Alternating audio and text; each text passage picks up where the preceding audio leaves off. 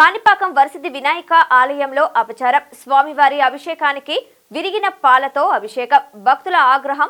ప్రతిరోజు స్వయంభు వరసిద్ధి వినాయక స్వామివారికి ఉదయం సాయంత్రం క్షీరాభిషేకం నిర్వహించడం ఆనవాయితీ. నిన్న సాయంత్రం క్షీరాభిషేకంలో పాడైపోయి విరిగిన నాసిరం పాలతో అభిషేకం. ప్రభుత్వం వెంటనే చర్యలు తీసుకోవాలని భక్తుల ఆగ్రహం.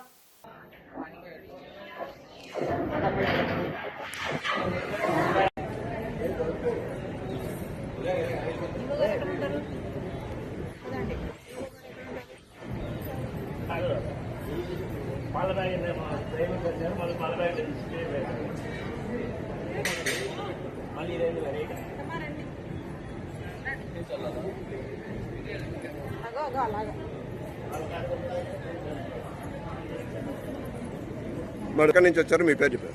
నేను వెస్ట్ గోదావరి ఈస్ట్ గోదావరి నుంచి వచ్చాను. Okay sir. ఎంతో నిశ్చితగా వచ్చాడు ఇక్కడికి. దేవుడంటే పెద్ద ఇదిగా చూసుకుందాం చెప్తే వీళ్ళు ఏం చేశారు, ఇరిగిపోయిన పాలేశారు. ఒకటే దేవుడికే కదా పర్వాలేదని చెప్పేసి అనే మాటలు మాట్లాడారు. మేము ఎంతో నిష్ఠగా భగవంతుడి కోసం ఇక్కడికి వస్తే వాళ్ళు చేసే పనిది. ఇక్కడ ట్రస్ట్ ఎలా నడుతుందో లేదో క్లియర్గా మాకు అర్థం కావట్లేదు. మీ పేరు సార్? నా పేరు సత్యనారాయణ, తెలుగుదేశం పార్టీ ఎంపీటీసీ. నేను మినిస్టర్ కంప్లైంట్ చేస్తాను. మేడం మీ పేరు? మేడం పేరు విజయలక్ష్మి, అడ్వకేట్ సార్.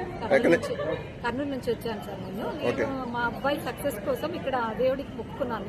ఒక బిందెడు పాలాభిషేకం చేయిద్దాము అనే ఉద్దేశంతో అదే పనిగా కర్నూలు నుంచి వచ్చాము. ఈరోజు వచ్చి నైట్ ఆల్ట్ ఇక్కడే చేసి రేపు శ్రీవాణి తిరుమల దర్శనం చేసుకుందాం అనుకున్నాము.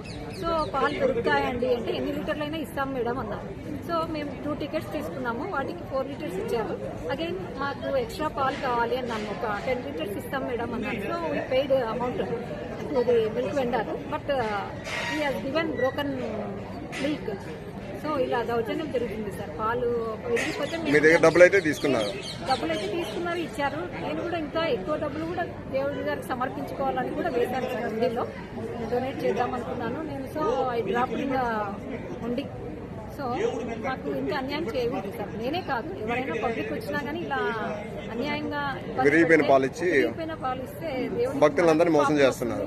మోసము అనేది చూడండి సార్, దేవుడికి అది వదిలిపెట్టాలి. అలా చేయకూడదని నేను విజ్ఞప్తి చేస్తున్నాను యువ గారికి. దయచేసి ఇలాంటివి రిపీట్ కాకుండా నేనే కాదు ఎక్స్ట్రా తెలియకుండా చేయాలి అని కోరుకుంటున్నాం సార్. మేము భక్తులుగా థ్యాంక్ యూ సార్. దేవుడికైతే ఒకటేనా, మనుషులకైతే ఒకటేనా? అంటే దేవుడు నోరు లేదు, మాట్లాడలేడనా?